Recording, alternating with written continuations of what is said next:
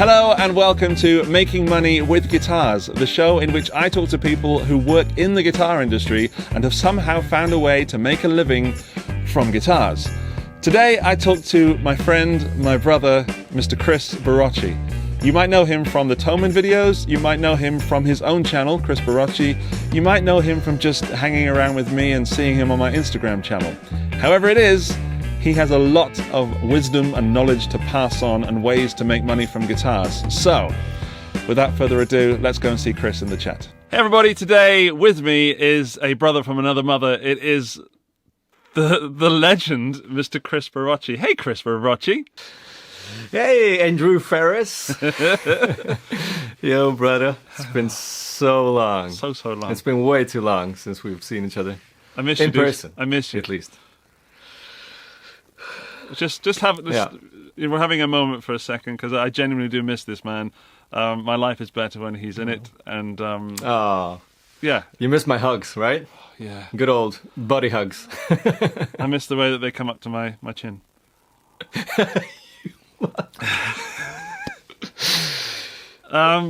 Kris Barocsi. I've had a few people on this show already. I love the series, I've got to say, man. It's going really well. People seem to be loving it. There's so many different types of people as well, which is exactly what I wanted. I don't just want players or pedal builders or companies or YouTubers. I want such a mix because the purpose of this show is to show people there is a career in guitar. Guitar is a viable option as a job. You only got to work really, really hard. Yeah. But because I've had all these different types of people on, I would say you are the first guitarist. Ooh, okay. And what I mean by that is you do many different things, and we'll get into that, but I think that first and foremost, you are a guitar player. Oh, man. You have no idea how good that makes me feel. Thank you. That's an absolute honor to be called a musician first.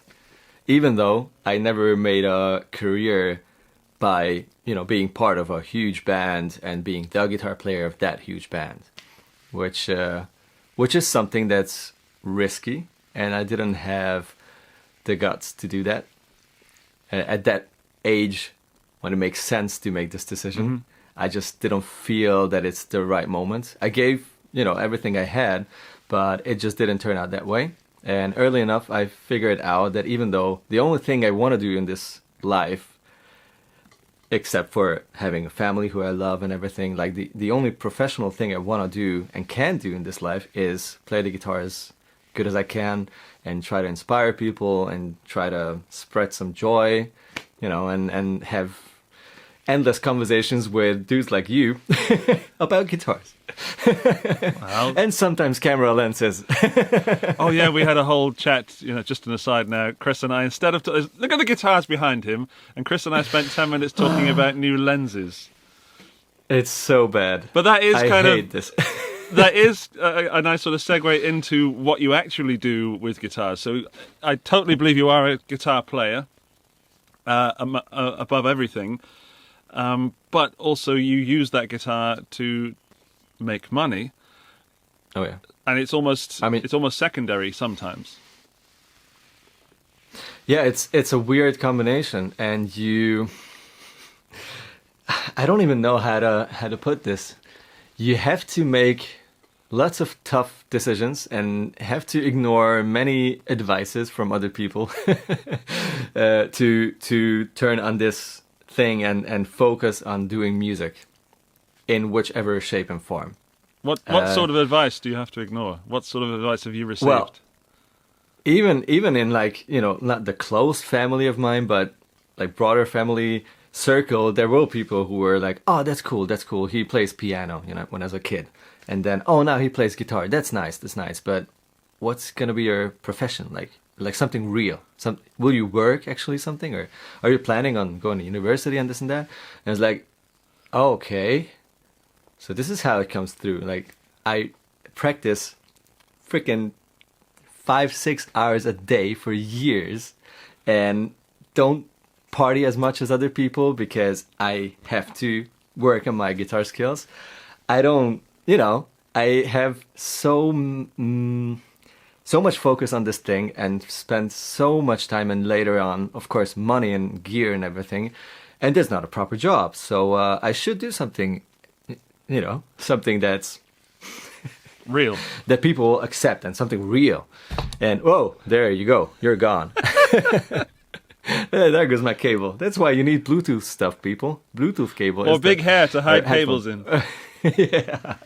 You know, there's a shop near you that sells really long extension cables for headphones. You should maybe pick one up one day. Choose one. The middle one. The middle one. Yeah. So that's something that you have to accept. You will hear a lot, and just ignore it if you really mean it.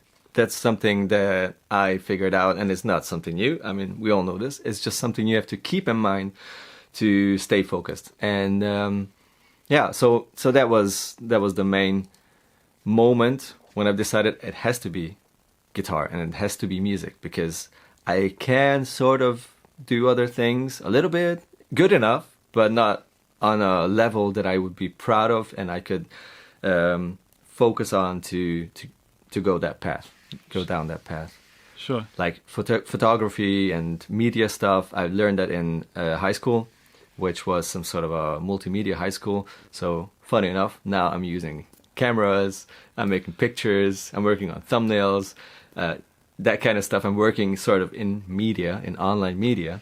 And so I benefit from that, but that's not something that makes me want to wake up in the morning. The only thing that makes me want to wake up is my son, my wife, and my guitars, basically, to be honest. How often have you rehearsed that order? Oh, son, wife, good guitars. Point. I know that. I know the little thing in your head. You go, guitars. Family. Family. No, it's true. But we'll circle back to that. But there are many, many things that you do. So, and probably things that I don't know about, because although we have spent time together, it's always working. So, we get little nuggets of personal information. But add to this list. Okay, so you are a guitar player in a covers rock band that I'm guessing is not currently playing. Unfortunately not, no. You are part of the Thomann team. You are a guitar tech, as in, you know how to set up guitars and you actually make videos on that. Those two combined. And you have your own YouTube channel. Yeah. And you used to I don't teach. sleep a lot. Yeah, I used to teach before I went to Thomann. So I was in music college. I studied music, and at the end, I have a official paper that I'm allowed to teach in public schools, like public music schools and whatever, or private, whatever. And so that's what I started doing and started earning money with, because back in those days in Budapest, where I'm from, I only had original bands, and I had a metal band, which was sort of successful. Like, we had a label, and we had 2 albums out, and we were touring with big European metal bands like Halloween and Edguy and whatever, like bigger sort of German and that kind of, Scandinavian real metal. Bigger metal bands. Real metal. Yeah, like real actual metal for adult people. How long was your hair? That long as right now. Oh. I used to have long hair, but then I used to have smaller forehead too. Yeah. These things belong together, right? Yeah. Yeah, so I started off earning money with guitar by teaching guitar, which is something that many guitar players do and musicians do. It's just the nature of things. It's hard to begin with earning enough money just by playing music.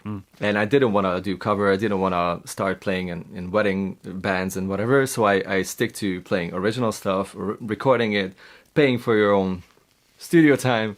And then finally we found a label, Metal Hammer, who helped us a lot, of course. So it sort of kicked off slowly, and then it didn't happen.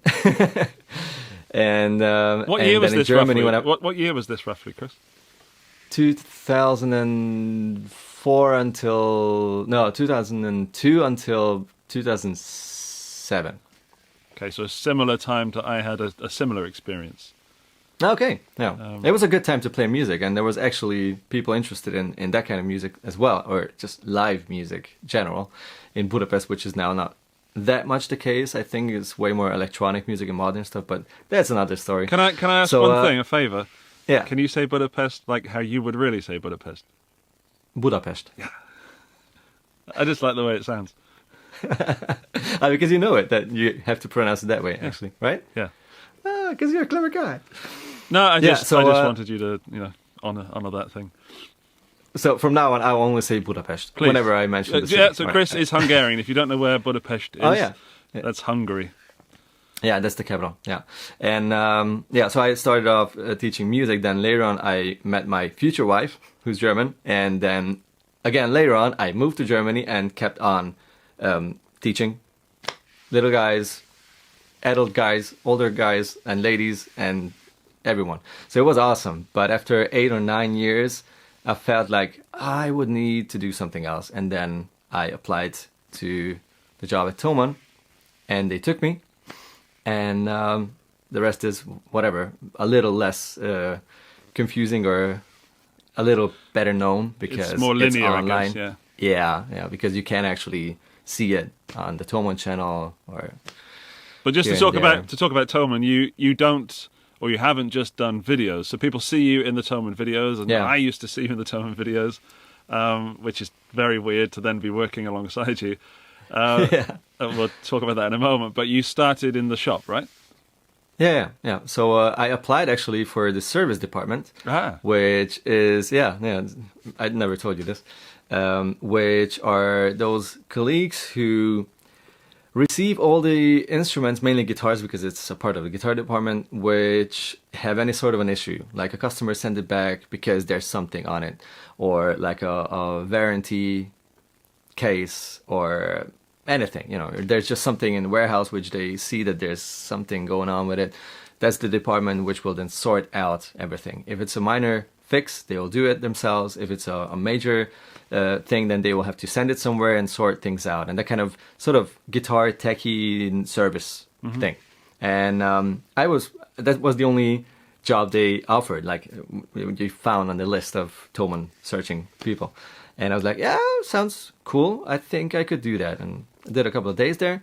And then they asked me like, yeah, it was all good. But could you imagine working in the shop? Because we were actually searching someone pretty urgent for the workshop and also some sales. So like mainly workshop and also like help out wherever, whatever is needed.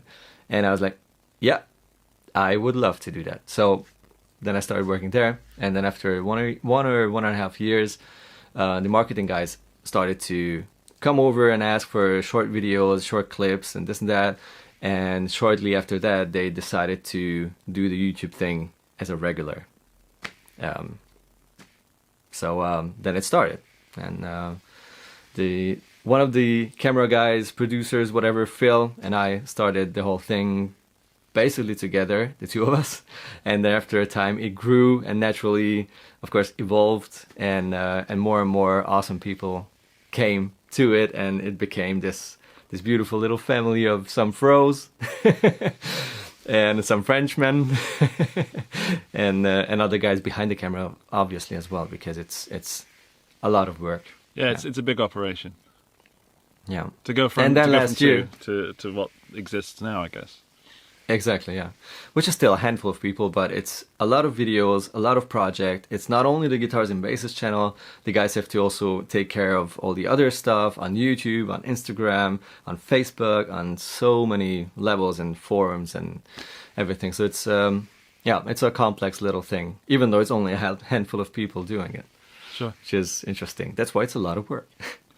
Yeah, and then last year I also started doing my private channel. Yeah. Which is my own YouTube channel, which funny enough, I started in 2008, where I uploaded one video, which is now over 500,000 views, because back in the days, there was no proper content. There was no one really taking it seriously.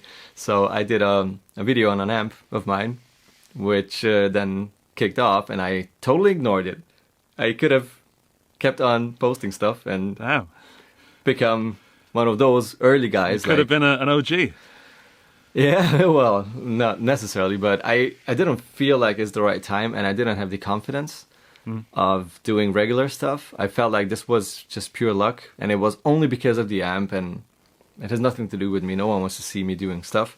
It's just, there was no proper video out about this head, so that's the only reason it worked out.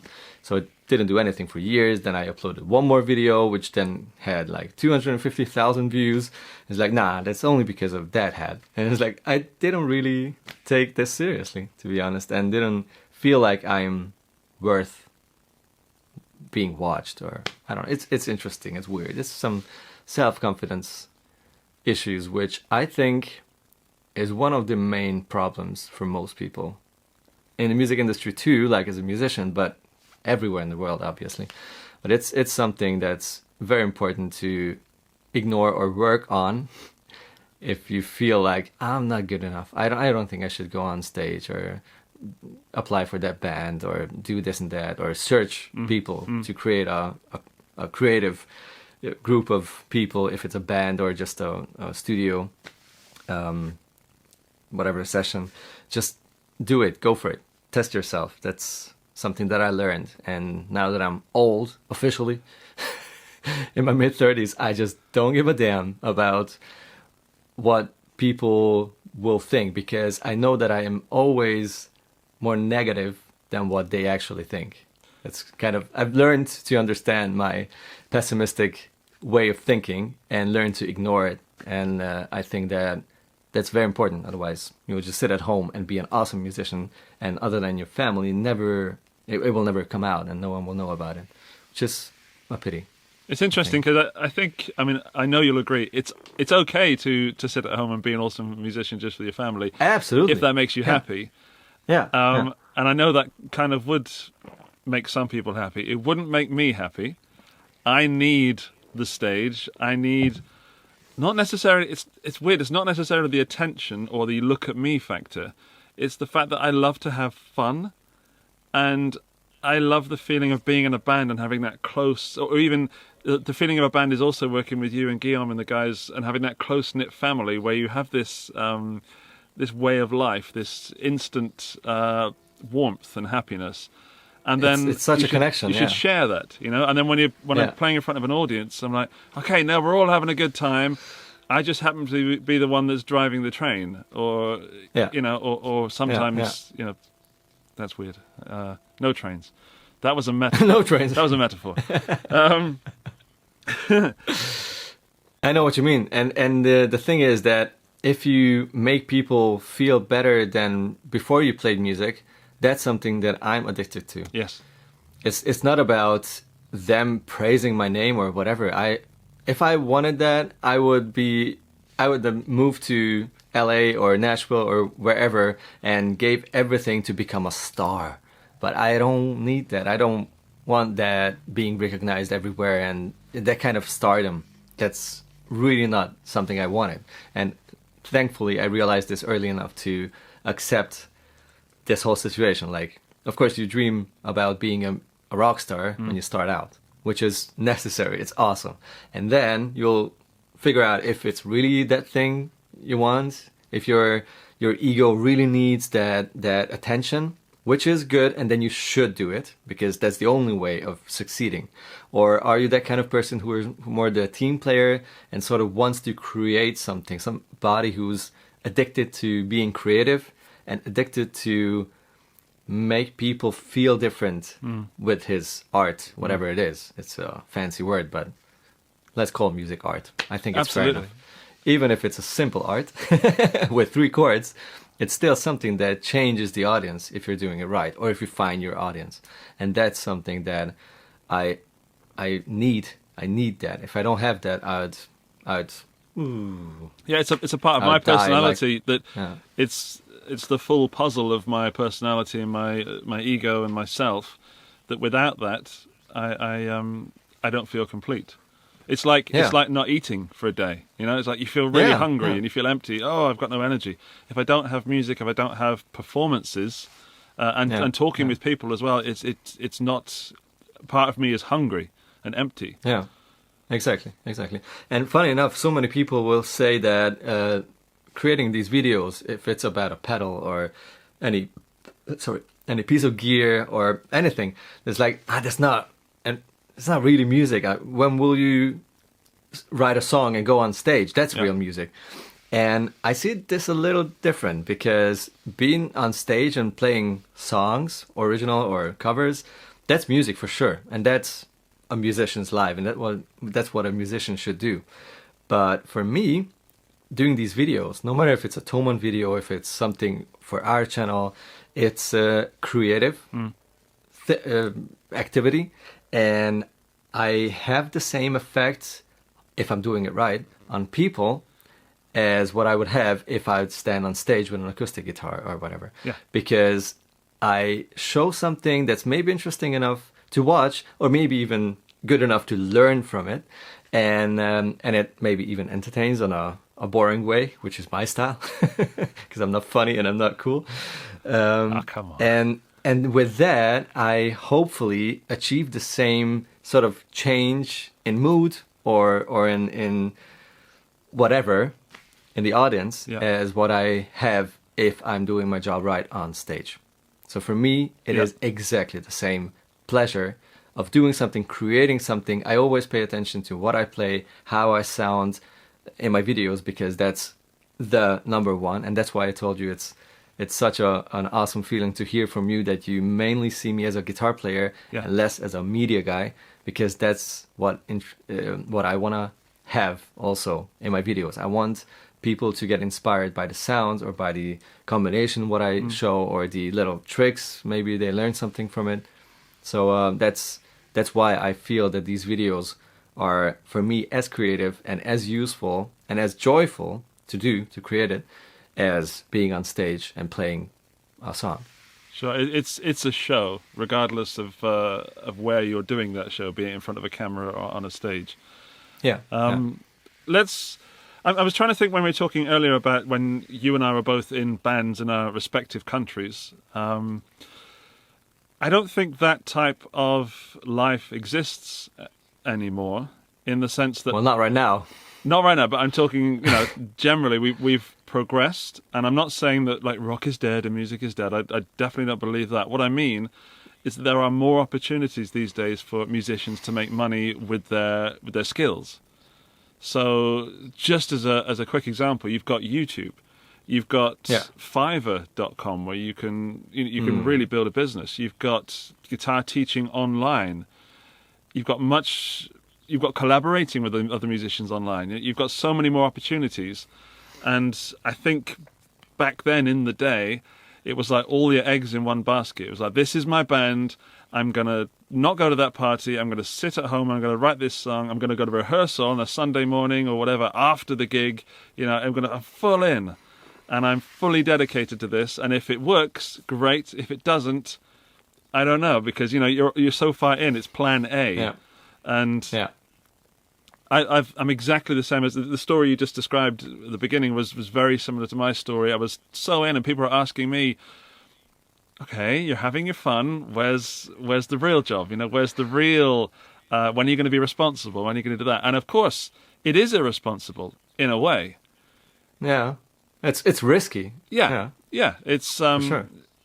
And I think this conversation comes from people not understanding and not having that same feeling as you.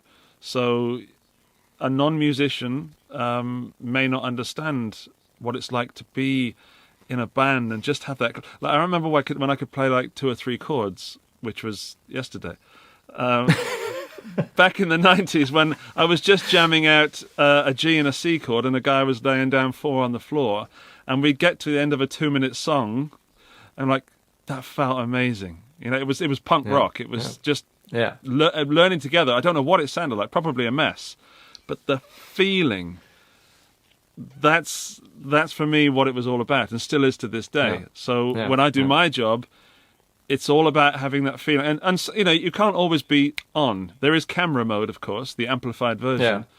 And if we had recorded the part where you and I were just talking before this recorded conversation about lenses, that was slightly less, very enthusiastic, but slightly less loud and slightly less animated. Yeah. But yeah, that feeling that, and when I try and harness that thing that's in my heart, like I literally go back, not literally, God, I figuratively go back to that garage I was in, that garage with my friend, where we didn't have a mic stand and we hooked a mic over the rafter of the garage. And I'd be singing like that, and there was a little Squire amp on the floor, and my friend would be bashing this crap out, and there'd be dust coming down from the roof because of the vibrations. Sure. And just sure. this absolute feeling of joy. And if I can put myself in that place, and then I present a pedal, I'm like, okay, let's see if this gives me that joy, you know? Yeah, yeah. And Yeah.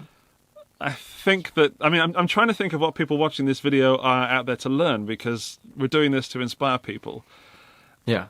It doesn't really matter about actually learning something, but it does matter about getting that feeling across. And Yeah. Yeah.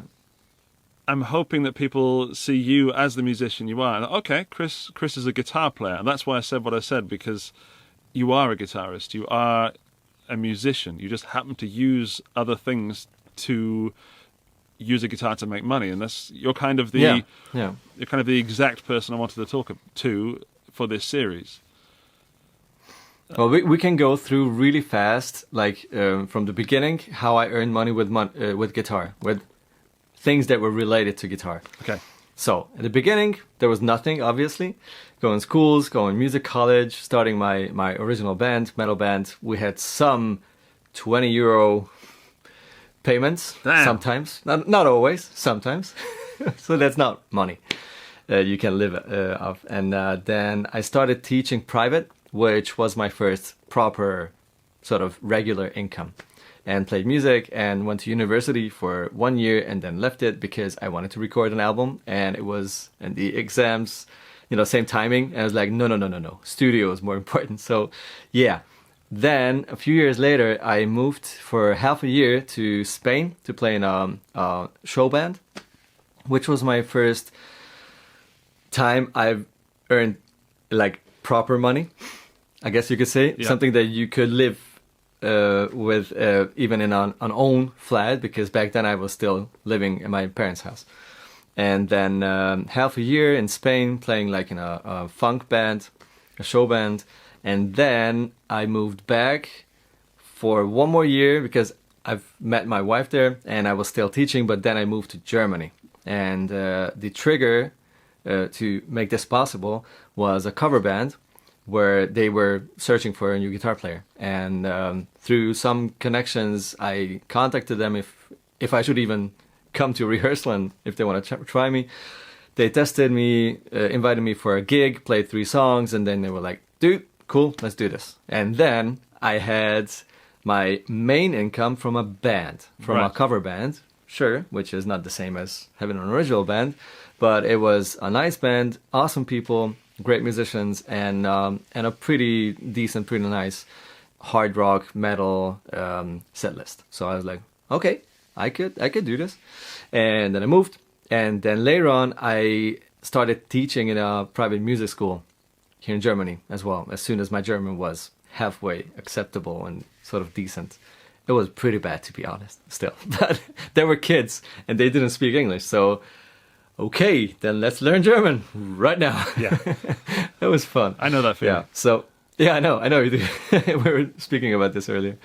Yeah, it's tough. But then my main income was this cover band and some cash on side from like 2 afternoons.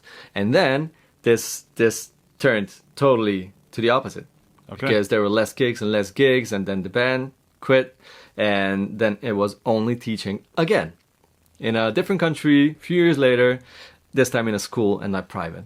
And then this went on until I found my current band, and then this came beside, and then I had again a band to earn money with and teaching. So it was again sort of safer because again I had 2 things, 2 sources of income. And then I swapped teaching for Thomann.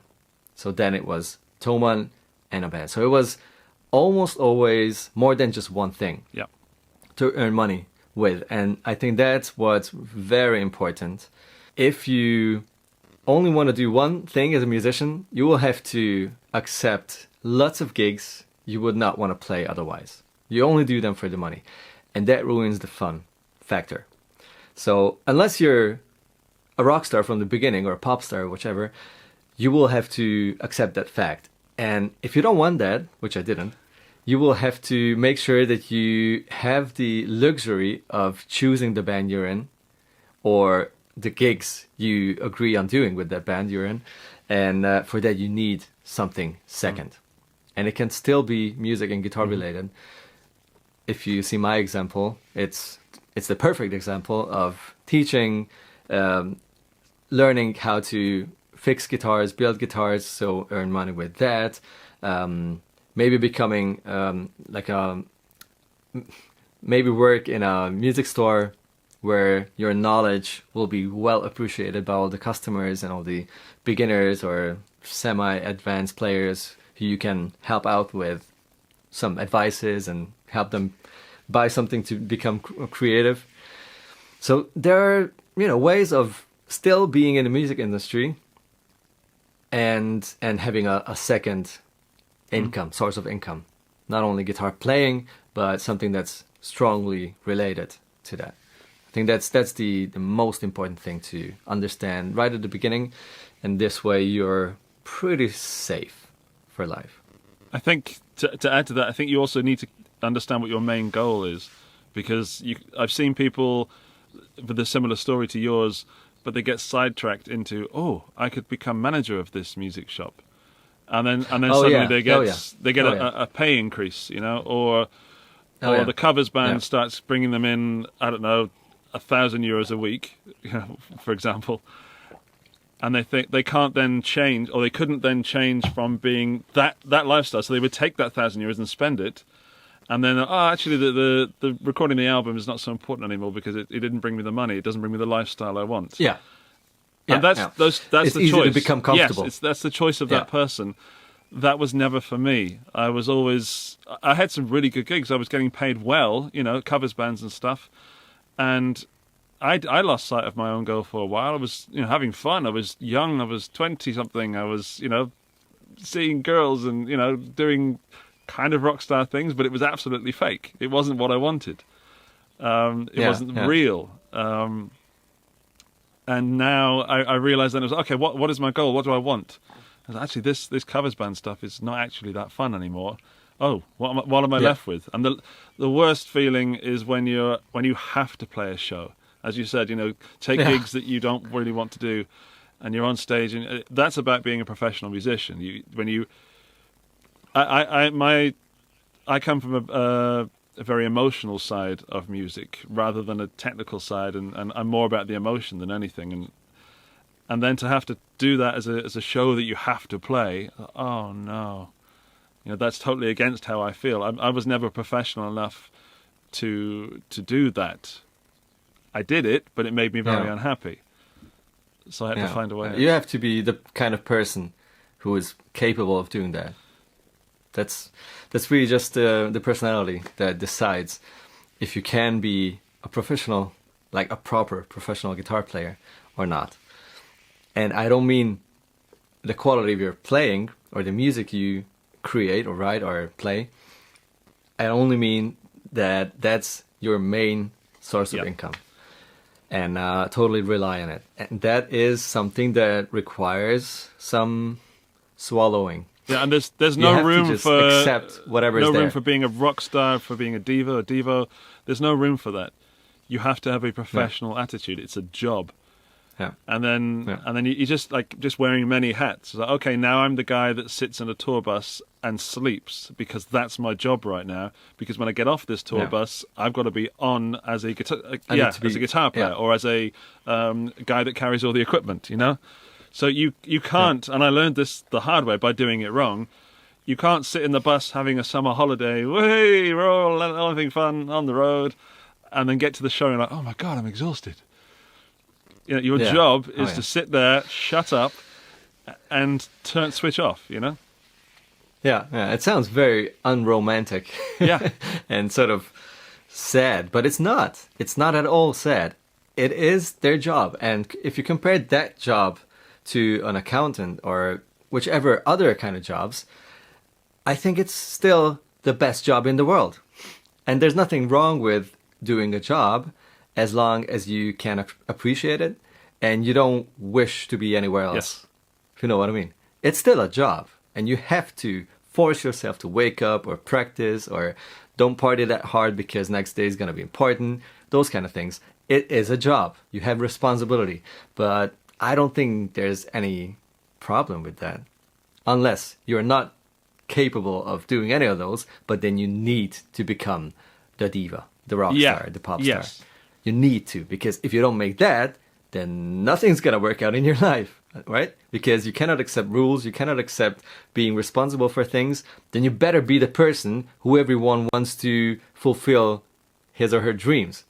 And then you have to be incredibly interesting or weird or creative or best as all of those things and become the star. And then you can pay people to do the crappy otherwise, jobs. Yeah, exactly. Or you pay your manager and you don't have to take care of anything. You just have to sort of be there where you have to be or not, which also happens. But if you want to become a professional guitar player in any way, if it's related to being on stage or being on stage, on being in studios, being a sort of a studio guy, someone who records guitar parts for other bands or even in huge studios, which is not that common anymore, unfortunately, but there are still some like session dudes in studios.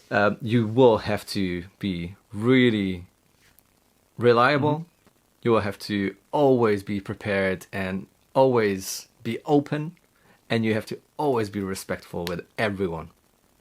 Not only with those who you assume can help you or will be useful connections, with everyone, because you never know who that person will be in 5 years, and if he'll say, no, I will not play anything with that guy, because he was a jerk. So you need to be really respectful. Like the first time I've met Pete Thorne or Phil X, they were hired guns, right? And they were pretty damn big in that. Playing with huge bands, playing in big studios, playing jingles, playing parts for pop songs, this and that. Proper professional guitar players.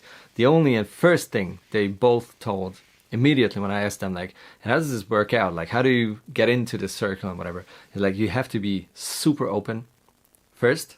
Like, be there everywhere, sort of meet people, be cool, be easy.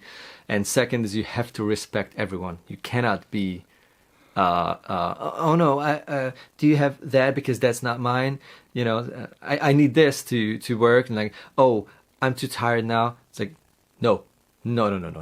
You have to be super professional and super open. And third thing is, you have to be an awesome player. Right. That's not the first. You have to be the first. You know, those first I two was things. so close. Then... I was so close. I had 1 out of 3, and then. Well, me the same, dude. Yeah. So of course, you know, you hear about people complaining like, "Oh, that dude. Why does he have the job? I'm double as good, at least, or 5 times, 10 times." Yeah, but you're sitting at home. You were not social enough, or you didn't sacrifice everything else in your life and move to the place where it can turn out good enough to be part of that circle. And maybe you're just being too negative and writing negative comments and hating on people, which is absolutely unacceptable. Absolutely no go. No one will ever want to work with you. So it's something that's very important if you want to become a guitar player in a professional level. And it's the same thing for us. Like if we're doing something for our channel or on a NAMM show or in a Thomann studio, if for any reason someone feels uncomfortable working with us, could mean the end. Maybe not the next day, but maybe in a year, or maybe that guest will not want to come back again because they didn't feel comfortable with us. It is very important to respect everyone and sort of be chilled and easy to work with. It only takes one time to really affect your life forever in a negative way, or positive. Oh yeah, I'm only talking like one crazy interview. Like I will never ever forget your satchel interview you did for Thomann. Like, when was it? NAMM 19, NAMM right? 2019, yeah, Winter NAMM. 19. That's Grammy. That's Emmy, Grammy, Oscar, all the awards. That's insane. And these moments will push you way forward, and people will be aware of you, and you create a joy for a lot of people and good laughs and everything. But the same can, go in the other way around. Sure. And someone who's too important, but you didn't know it, that he's important or she's important, and that didn't go well, could affect many things. Yeah. I think the three things that you said from the session players applies to that Satchel video. Because Satchel, I hate to break the bubble, but he's a character. He's not a real person. And what's up with Santa? No, he's a bass player. So you can't get more real than a bass player. Okay. Because bass players need to be real. Real, like real and reliable. Satchel, I walk into a room and there's Satchel. And of course, I'm doing this for the first time, the whole NAMM experience. I'm hyped up. I'm super exhausted, but super hyped at the same time, as you know, Kris. And I'm walking in thinking, okay, I know this guy's a character, but he's dressed as Satchel, therefore he must be Satchel. And there was just... All right, so he was acting from the moment already. I met him, yeah. Wow. And I wasn't sure at first, And he's expecting a German guy first, and stereotypically German guys are not what I am. No. fill in the details yourself. And we just had to figure each other out in seconds, because I had all the industry guys there with me as well, like pushing. They want the Thomann video, they want the guitar to sell, they want Satchel to do his job that he's being paid for, and they want me to use all that stuff and promote this guitar. And be fast as possible because the hell out of Satchel has an appointment in 10 minutes. Yeah. And what you see on camera is just what happened. It's like two guys figuring each other out and trying to screw the other one over by... I was obviously the straight guy because you can't compete. That's number one. I think when you... And this goes for being in a band as well. Don't try and shine above the person who should be shining. Yeah. It's part of being respectful. Yeah, it's very. If you're the lead singer, then you also have to step back. If you're the drummer, then you shine in a different way. You need to know what your role is. Yeah. And to take a drummer, for example, a drummer shines by just being good and reliable, and damn, that guy's got some funk and some beat and some groove. Exactly. And if you do that, respectful, they will say, "Hey, you know what? You will have a 1 minute spot, We'll give you a drum solo because you're so tight and so cool." Then what will happen? If you ask for it or you force it to happen, people will say no, back off, dude, back off. It's too much. Sorry. I'm well to talk about drummers. So I'm extremely qualified to talk about drumming. Oh yeah. So Satchel and I are figuring each other out. We both know, this is the professional side, that the focus of that video is the guitar. The aim there is to show the guitar to people that may want to buy it. It's not a sales TV spot where we go, hey, check this guitar out, and we've got all these things, and wow, it's amazing, call now. Yeah. It's, let's entertain some people. We have to include the guitar in some of the specs and why it's really good, but ultimately we have to work together to make something that people are going to watch and be entertained by. So the people that were going to buy that guitar anyway, this video is not for them. This is for people, it's kind of for people that don't know anything about the guitar, but it's mostly for those people who are on the fence. It's interesting. I like the colours, I like the style. Okay, that's a cool video. I'm going to buy the guitar. Or I'm going to somehow move my money in that direction. Towards Charvel or towards Steel Panther or whatever. Or towards Thomann. So that video was absolutely a great example of what you've just said. I didn't know I was doing it. I genuinely went in that room without a clue, and it's about having past experience, knowing that that helps a lot. This will either go really, really well, or it's gonna bomb, and I'm fine with both of those things. It's like, Yeah. well, if you go down the middle, lukewarm, somewhere, please a few people and, oh, that's a very nice guitar and thank you very much. You can't do that with Satchel. You No. can do that with other He's people. not the guy but for that. yeah, and ultimately, I had fun. And it goes back to the fact of music and joy and guitar geekery. I love guitars, so I had an excuse to talk about guitars, but also have some fun. Yeah. Yeah. And it's like, this is an amazing opportunity. I'm going to have some fun with it. Yeah. And yeah. I try to treat that with everything I do. Like talking to you now, you're a busy guy. It's a joy to talk to you as a friend. Well, you too. Yeah, well, But I think to find the joy, and I think that if you want to work in music, you have to love it. And if you want to work in YouTube, you have to love it. And there are things to do with YouTube that like video editing, man. Like, oh my goodness. Like, what is your schedule? Like, you can work like forenoons, right? Yes. So mornings. And then in the night. Yeah, Mornings every and in day the is night, different, right? man. My girlfriend also works, so she works Mondays and Tuesdays. The kids are at kindergarten, but now kindergartens are closed again in Upper Austria. Whoa, really? Oh, yeah. geez. So Austria is suddenly, we're shooting this in July of 2020. Austria is going backwards now, so we're kind of closing down again. I blame the Hungarians. Okay. I blame the Hungarians mainly. Of course, it's all about Budapest. But it's about adapting. So for me as a YouTuber, and maybe this is for you as well, and it doesn't change anything about the career path, is that it's not a linear success. It's like, here's a bit up, here's really hard work and nothing, or even worse, really hard work and down, which is a lot of my story. But then suddenly, bang, as you said, one moment, and it's not an overnight success, but it's the same equivalent of never hearing of a band, and then suddenly one song, and then, oh my God, they're everywhere. For some reason, Hanson comes to mind. Hanson? Oh my God, that's very 90s, man. I was listening to a lot of Hanson this weekend.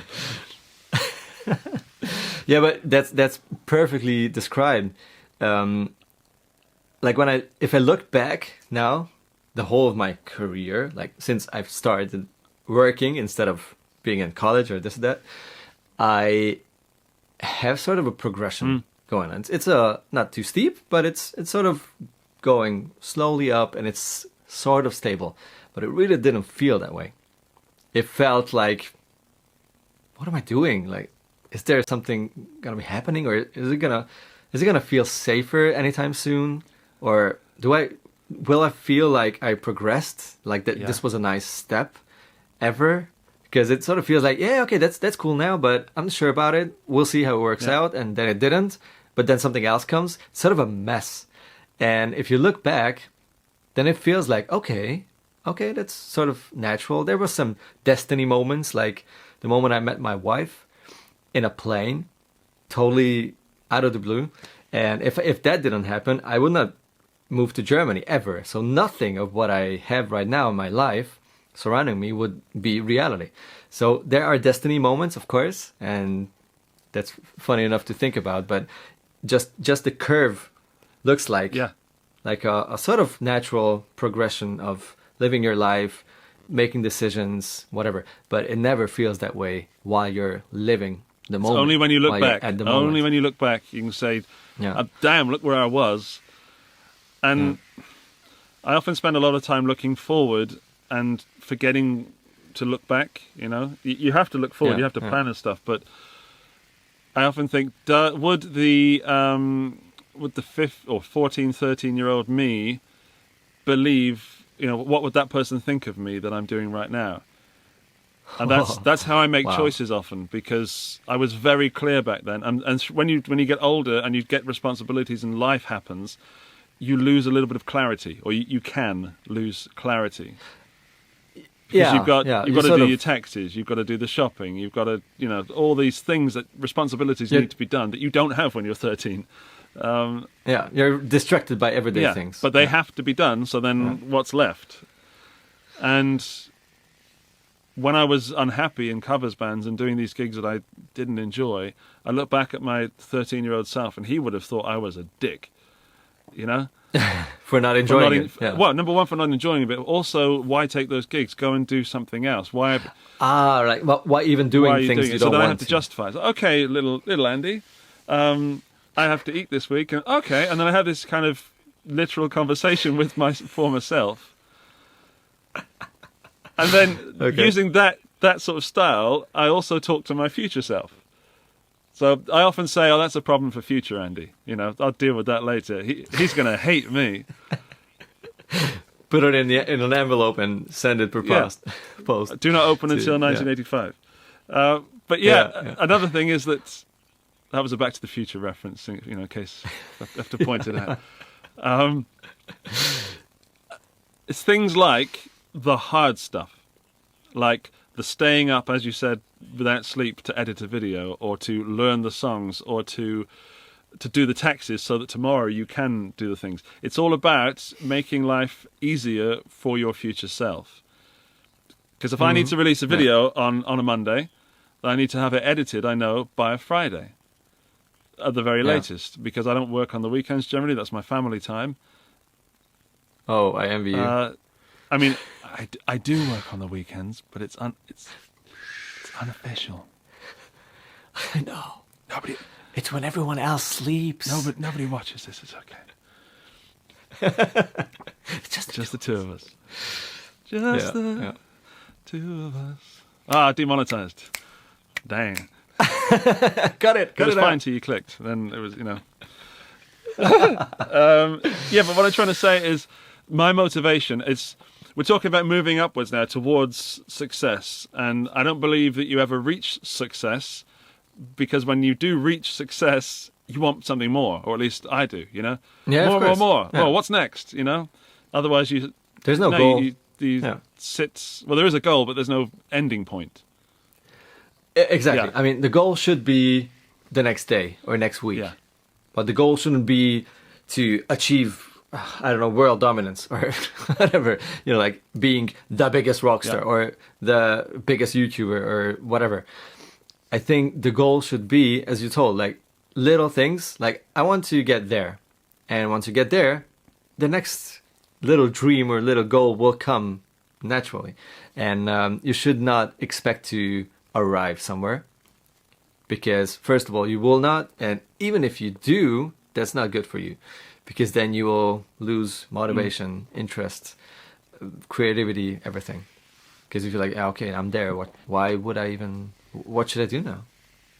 It's never for me about speed either. It's about drive. So it's the torque rather than the speed at which you go forward. Because if you're going uphill, it's funny. Like, maybe success should be like that, because it's when you're successful, it's easier. Like the fact that you're going up. Yeah. I'm trying to figure this out in my head.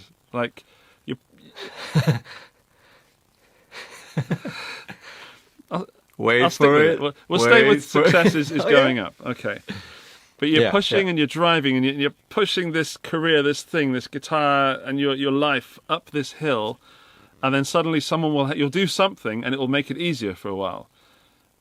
And then suddenly something will happen and it'll make it really, really hard. But you still got to push with not even the same amount of drive, but more drive.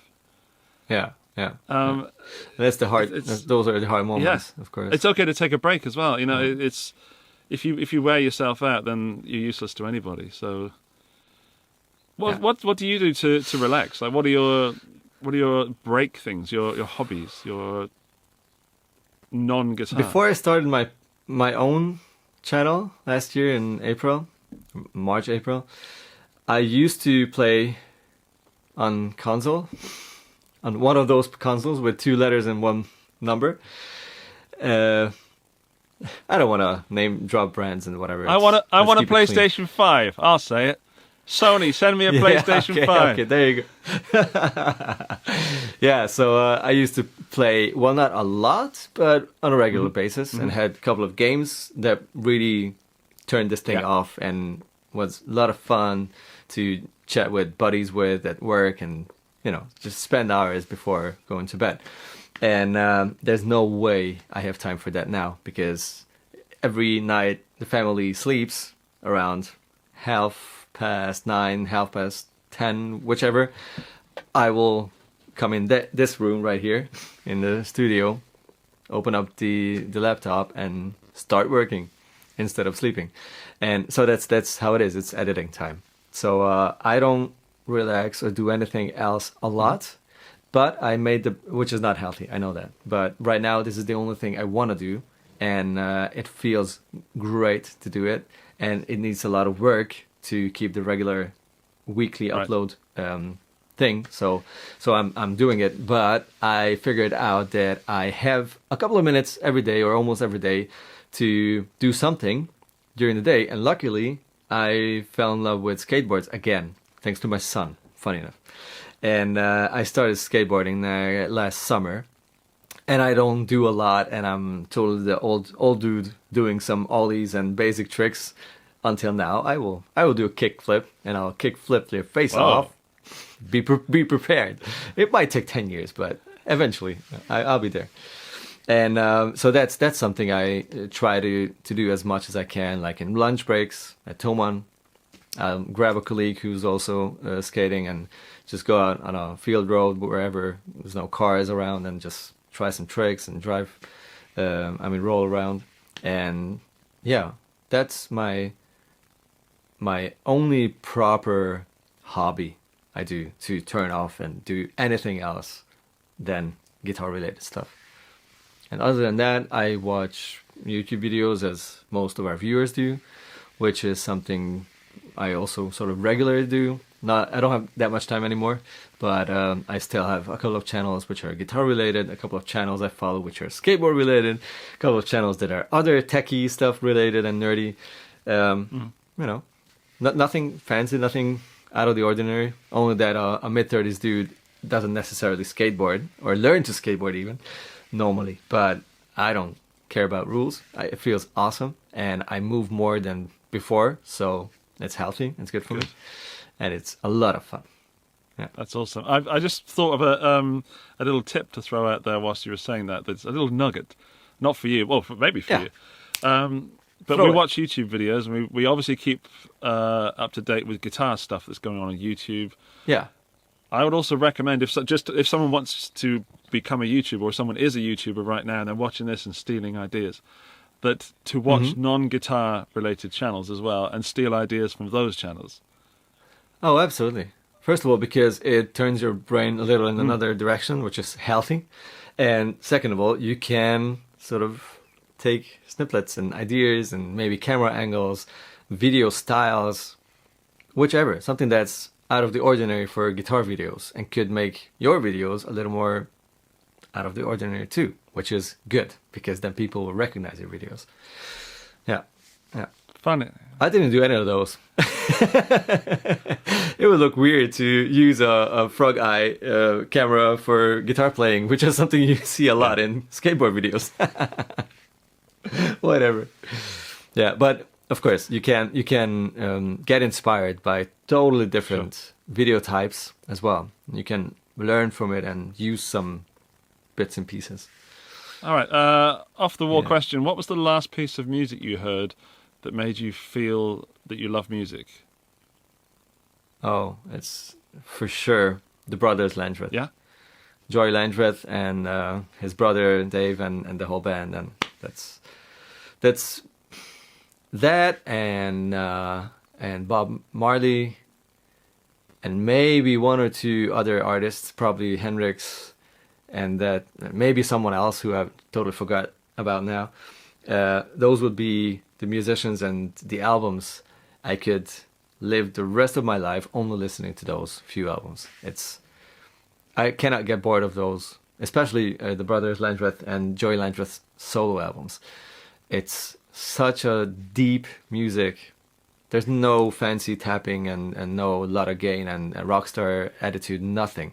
It's chilled, it's emotional, and also deep, sad, but not in a bad way. Sometimes, I mean, some songs are actually sad, but not in a depressing way. More of a, it's deep. So yeah, Joy Landreth and the brothers Landreth is incredible. They inspired me, my playing as well, my way of thinking, my taste as well as a listener, and I can always turn that on in my car or whenever flying or doing whatever I do when I listen music to. That always works for me. I highly recommend checking the band out. I haven't given them enough time. It's one thing I don't do is listen to music enough. I'm more of a podcast kind of guy at the moment, which is that's also hard. frustrating. Yeah, we don't have a lot of time to listen to music because most of the time when people would listen to music in the background, at least, we are working on music or things that needs our audio attention too, like our ears and everything. We cannot. Yeah, my ears get tired, so podcasts come Yeah. on. I listen to a lot of binaural beats because it's just this like woo. The soundtrack to Blade Runner. That is my ultimate. Turn everything else off. It's just phenomenal. I kind of wish that I lived in the Blade Runner movie. It's just, I don't know. It's like an ultimate reality for me. Yeah. I've got a final question for you, Kris, and that is the musical climate and business that we live in 2020 is very different to the musical climate that we grew up in. And when you began guitar, it's very different now to what it was back then. Yeah. If you could be your younger self, assume that your family and everything that's still there and still will come. Okay, so ignore the family side for a moment, which I know is tough, but let's not talk about that. It's all hypothetical. If you were your young Kris, little Kris, who is learning guitar and thinking about a career in guitar, what would you do today with the tools and available stuff that's out there? Like, if I would change something or sort of give advices for my younger self? However you want to answer the question. What I'm really asking is that if suddenly Kris in the 90s was frozen and were then defrosted in 2020, and you woke up with all these new technological devices and things and ways to make money with guitar or ways to learn guitar, what do you think you would do?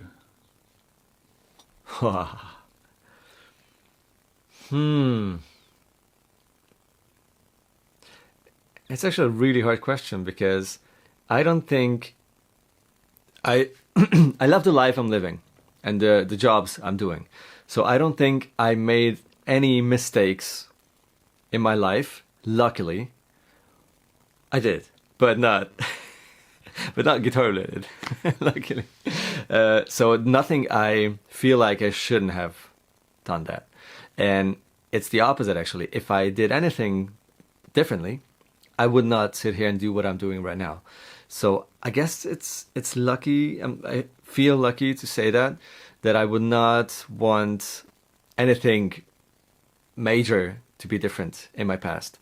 What I would recommend myself doing is it's not my 90s self I would be speaking to, but my mid 2000s self. So like 15, maybe 13 years ago, I would give myself a clap on the backside of my head to take YouTube more seriously back in those days, like 2008, 9, that kind of time period, and sort of give it a go.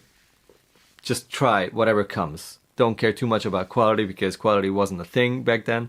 Just video quality. Just try to build up something. The easiest way even is better than not doing it at all, which is something I did.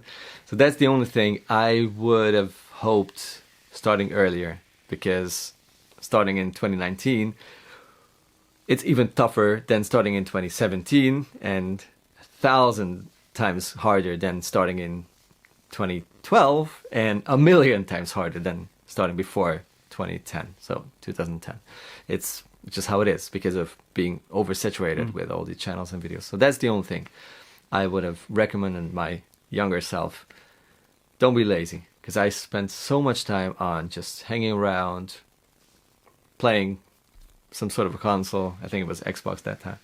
and just playing a little guitar, writing a song, recording one song for weeks, and then don't do anything with it. That kind of sort of stupid thing you only do when you're young, and you spend How much so much time time did we on have, being... man? I used to get bored. I haven't been bored in years. Crazy.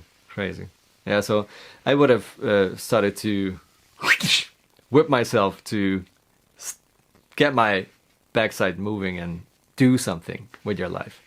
That's the only thing, because I used to have a little laziness in me, which totally changed for many reasons. Being a dad is one of those reasons. Oh, yeah. But also becoming a little older and sort of realizing like how fast life goes and how much I want to do. It's like I feel like I have so much in me. I need to do something with it, otherwise I would explode. And that feeling was not there 14 years ago. Me too. It was more I like, felt like I had all the time in the world. I'll do that later. And as a creative as well, I'm soaking in influences. I'm soaking in inspiration. Yeah. Here it comes. Then I will turn this into some wonderful piece of art at some point. Yeah, at some point, but not today. Nah. I'm too tired today. It's too warm today. It's too cold today. Yeah. I feel like going out today. I want to finish this game today. It's like, yeah. Poof. Wake up. Yeah, that's the only thing. But at the beginning, I think everything was as it was supposed to be. I practiced millions of hours for at least 8 years, like every day, 3 hours at least a day, if not 4 or 5, like maniac. Scales, sweep picking, oh my god, no chance. Okay, go back to scales, just technique. And for that, I'm not good enough, but at least I have a stable, sort of okay technique right now. And I realized also another thing that only appears after time, like, do you really want to be the fastest player? Is that really the most important thing for you? Does that really inspire you on your about yourself and about your playing enough to invest that amount of time, or is that pretty boring actually to just shred? And I'm that kind of guy. I don't enjoy listening to shredders that much anymore. I enjoy a player who has an insane sound and can grab a few notes and 3 licks, and I'm done. I'm like, oh my god, it's so awesome. So that's what inspires me, and that also took time. But it's important to have that at the beginning of your playing, to have many years where you really focus on becoming a very good player in a technical term. So I'm okay with that, how that turned out. It's just my laziness in the 2000s. There's no time for being lazy, man. Not these days. I think that's the biggest difference nowadays, that you don't have that many huge mainstream bands with actual musicians. I mean, electronic music is something else, and DJs and that. So that's good and that's working. But like actual bands like Oasis and Muse, and if we're talking metal, You're so Pantera, old. Metallica. These bands are not existing anymore. No. In shapes of 20 years old girls and dudes. Yeah. It's just not existing. But what we have right now is an insanely colorful and broad spectrum of incredible creative musicians playing sort of underground. Like if you ask anyone here in Germany, walk in a city and ask like 100 people who's the band, who's Periphery, who's this and that, who's Martin Miller, who's Tom Quill. It's like, who? Yeah. Tom who? Yeah, but all the musicians will know these names. If it's a modern progressive metal band, an interesting sort of creative band, not that heavy but also not too soft, or if it's a fusion rock, jazzy kind of person like Martin, everyone will know these guitar players. So it's underground, it's not mainstream, but they can make a career out of it. That's thanks to online media, obviously. Absolutely. I think it's no way. It's the new mainstream. Everyone has their own little tribe now, but these tribes are not. I'm a punk, or I'm a metalhead, or I'm a disco freak. There's so many crossovers that people can like, and it doesn't really. That's for another conversation. But I was going to say that music doesn't define a personality anymore in the way that it used to. Yeah. Oh no. It's not like I wear a Metallica t-shirt, I only listen to Metallica and thrash metal. Not at all. It's like I wear Metallica and the next day I will wear B.B. King and the next day I will wear, I don't know, Rihanna, because I sort of enjoy all. Those people exist all over the place. And that, and also what you told about this, their tribe, like their listeners, this can only work because of YouTube and all that online media, because they will find enough fans worldwide, thanks to this global, online web, obviously.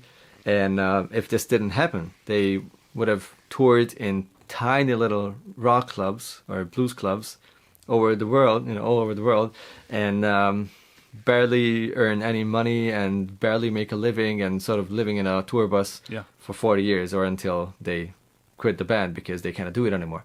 So this is only possible having Periphery and these kind of newer or even way newer bands doing really weird stuff that are awesome too. This can only work thanks to the online thing. And I guess to round that off, world. Even though you're the interviewee this time, but I'm going to round that off by saying that if people are looking to do things with the guitar as a career and to take YouTube or online work as an example, then find your niche and find the thing that you love and you're good at, because there really are enough people out there to support you financially, to love you, and then 100,000 people love you, then 1,000 people actually put money your way. That's enough enough to live on. So finding the niche is extremely important. Don't try and do everything. Yeah, of course, because you will still have to do so much for yourself. You will have to be your own person, the artist. You will have to be your manager. You will have to be your technical helper, the editor. If it's anything online related, it will take many years until you can outsource jobs like editing and taking care of online marketing and this and that. It takes, to say the least, years, if not even 10 years. It's the dream to have someone else to edit my stuff. Oh man, yeah. Yeah, so you will have to do a lot. It's better if you focus on doing whatever feels most natural and don't try to do everything. Unless you're that kind of person who wants to show his or her versatility, or that's your joy of doing a little bit of this, little bit of that. Then that is your niche, I guess. That is your niche, yeah. So complicated. Dude, we're so clever. We're this intelligent people. But don't worry. Alrighty. Mate, thank you so much for your time. Thank you for asking me for doing this. It's been a pleasure. I feel honored being a part of this really, really entertaining and interesting and important series of yours. Good. I mean, I love watching it. Great. I love doing it. I love editing it, actually. I mean, I don't really edit, but just go through them and watch them to check for anybody saying, things they shouldn't. Nasty words. Yeah, it's mainly me picking my nose when I shouldn't. I forget that I'm on camera. I was trying really hard not to do that. That was one moment, though. Will you find it? Where it was somewhere around my nose, and okay. Have your fun. People watching this, I'm not going to cut it out. Leave in the comments, when does Kris attack his nose? Leave me the timestamp so we can all find it. Give it a timestamp. I'll like it for sure. Naturally, go and check out Kris's channel because there's some awesome stuff going on over there. Go and check out the Thomann guitars and basses because Kris is doing some awesome gear setup videos over there. And generally, I hope you're enjoying everything you're doing in music, and I hope Kris, over there, is going to continue to bring us great content. And that sounds very generic, so I'm going to say, man, I love you, and I hope that we can see each other too. Oh, absolutely. We need to. I hope the borders will stay open. We can drive to the border. I need and some wave at Ferris each other. love. Oh yeah.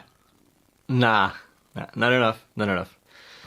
I need some masked hug, even if it's like 1.5 meters away. That's good. That's good enough. Got pretty long arms. We can. Oh yeah, that's good. Take care, buddy. Thank you. Love you too. And thanks everyone for watching. If you made it that far, you have this thing, right? You made it that far. You can join our whatever club. Don't pretend you don't. Don't pretend you don't know. I had to go there. I just asked Ryan.